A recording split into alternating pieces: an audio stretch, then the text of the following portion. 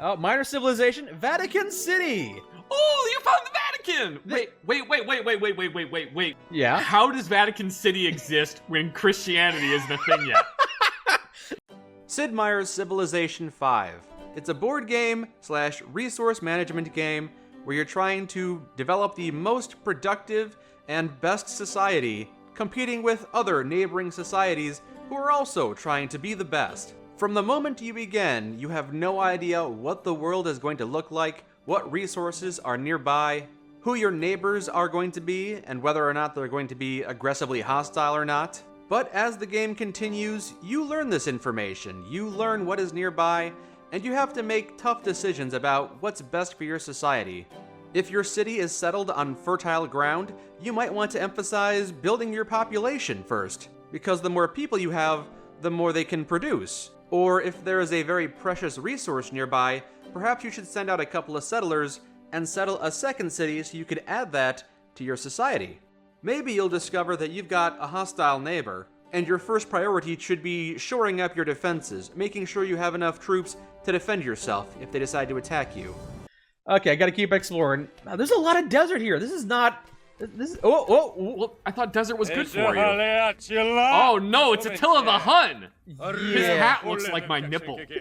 Or perhaps you have a vulnerable neighbor yourself, and it might be wise to invest into the war machine to take them by force. You might even discover that you've settled on a relatively small landmass in the middle of an ocean, in which case you don't have to worry too much about being attacked by neighbors, at least not by land, but you will probably want to invest into seafaring, so you can protect your coastline and also seek out more places to settle. These are the hard choices you'll have to make, from minute to minute and then hour to hour, as the game continues and your society grows and progresses technologically to advancement. You start off only knowing how to farm, but then you learn pottery and how to worship. And then you enter the classical era and the medieval era. You develop aqueducts and metallurgy.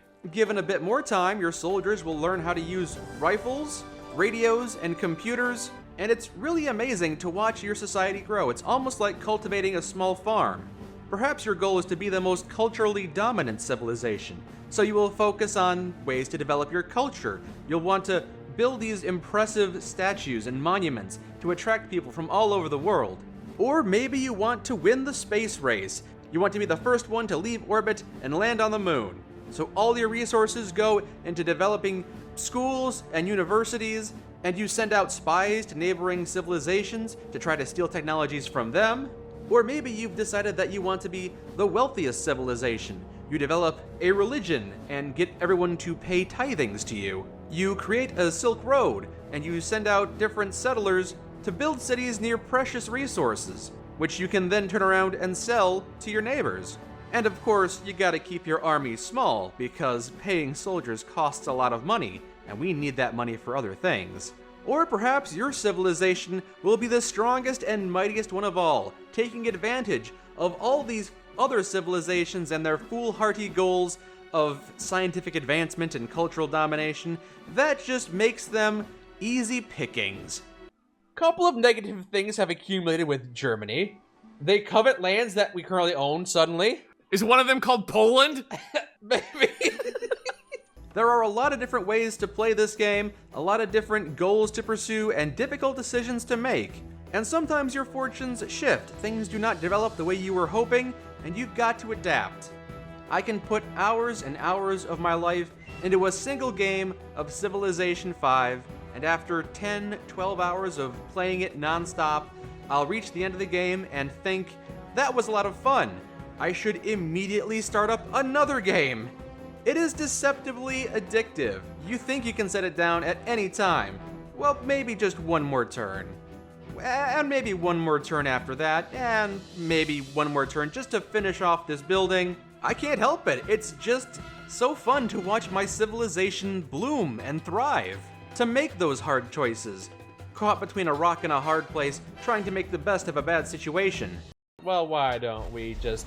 don't accidentally... Don't do that! Okay. You almost just launched a nuke on your own town. I almost bombed Vatican City. You can play as the Japanese civilization and develop your unique foot soldiers, the samurai. increasing the likelihood of a military victory around the Middle Era.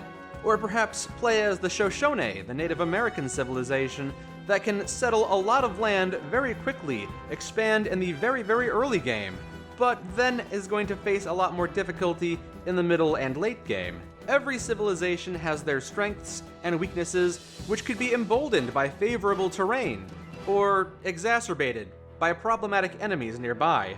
But heck, if I don't have a great time playing it, I can't stay away. I'm going back over and over and over.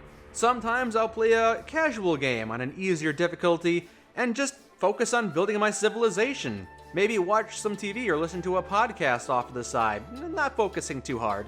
Or maybe I'll raise the difficulty a bit and make it an actual challenge, force myself out of my comfort zone, and have to actually wage unpleasant wars. It's just a great game that gives you so many different customization options that allows you to play it the way you want to play. Maybe try a brand new map that is mostly comprised of islands. Play a map that is 80% Brazilian rainforest. See how that changes the pace of the game. And as if this game weren't infinitely replayable enough, it's also highly moddable. There are mods out there that improve the quality of life, expand on what's available, give you more technologies to pursue, more great wonders to build, new leaders and civilizations to control, some of which could be so well developed that they feel like they could have been built in with the game. And some of them are just plain fan service, but maybe they do interesting things, or maybe you just really like that intellectual property and you want to play it inside this game. Go for it! Play this game the way you want to play it. Set the challenge, the difficulty, the seriousness to your specifications, and just have a blast.